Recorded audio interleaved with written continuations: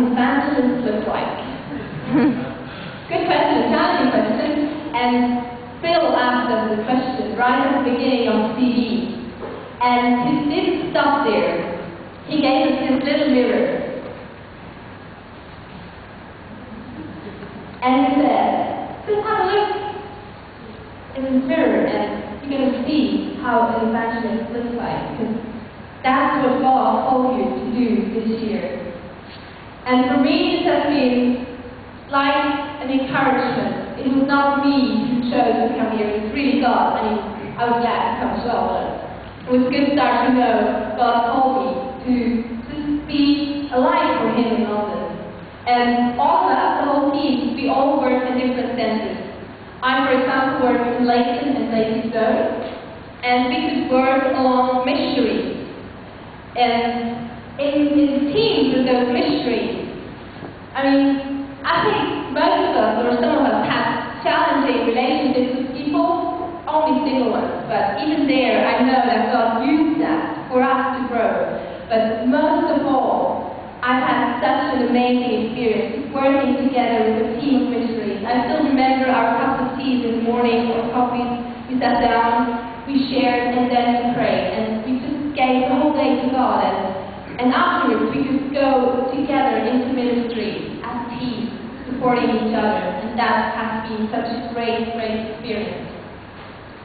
And most of the time we were working in those centers, we also had a chance to work in Waterloo with the homeless, or we had to go with Bernard and do some street evangelism. But I even chose to go a second time. Not because I thought, oh, this is so easy and nice. No, it was a huge challenge for me to just walk up to people and start a conversation with them. But I wanted to put myself into this challenging situation, because every time I did it, I saw how God has prepared people and how open they were and how much they were actually searching to find a reason to live for, to find this Jesus that I know.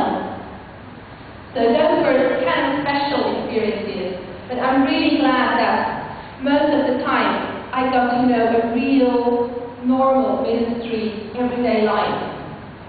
I realized that it takes time to get to know people. You have to go over and over again to knock on their doors and say hello and just help them to trust in you. And I'm really glad now that I had this real ministry experience, not just like highlights all over again. But yeah, I think I've learned a lot for my future ministry, serving God through that, really. And so our ministry had more or less like two parts. From our center, we went out to see people. That was like door to door with a great Christian newspaper. Really great, not like Christian newspaper. And I always went to the same place again. Every month I went to see those people, and there are always, God has really opened doors. I remember a lady at the beginning, she always slammed her door into our faces.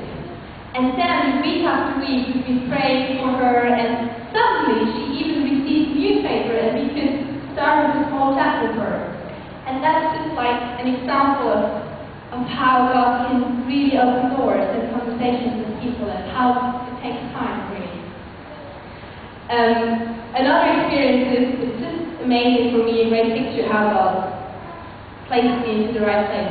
There was a lady, and she said, oh, I have a daughter in Switzerland. I would really, really like to get to know you. That's me.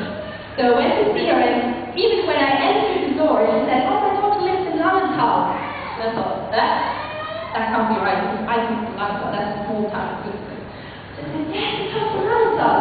And she even had to tell me her zip code that I believed in. And it's true, her daughter only lives 5 minutes away from where I come from. She and her daughter both are not Christians yet. And it's just been such an amazing picture for me to see, wow, God really places us somewhere, and He wants to use me with my gifts and where I come from and whatever, belongs to me. It's been just amazing. And so that was the start of a great relationship with this lady, and we could go and just start reading the Bible with her or encouraging her because she was quite sick. Another part, besides door-to-door and going out to people, is we invited people into our centers or clubs.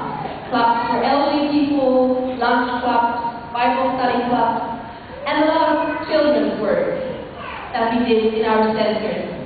And there as well, I think it's also a challenge for us as CVs and for the missionaries who already work in the centers especially at the beginning of CV, we come with high expectations. We know we're only there for a year. We see great work that is going on, but we also sometimes have new ideas, other ideas. And it's been a challenge for me to find out, where is my place? What does God want me to do during this year? Where can I bring in some new thoughts and ideas? Or where is it good to just go on with things the way they run? And especially first term after Christmas, you go there and you just kind of get to know the situation. And then after Christmas I thought, okay, now is the time, now I have to, I don't know, just do something really. And also bring some new stuff in. And suddenly I realized, I don't know, it was just kind of like waves crushing around me. I just didn't really know where my place was. And then in this situation after Christmas, I just really saw how God opens doors. We had, for example, an amazing holiday Bible club. And it was so great. God gave half of the kids, but I don't know, 30 kids were new then, never come to the center before. And we could build up a relationship during this whole week with those kids. And most of them came to our regular club afterwards. And I've just seen how God really just, opens doors and used me in the relationship with those kids, and that's been really encouraging to see. When I was in the low point and really didn't know what to do, God was opening doors and using me and encouraging me very much. It's been great.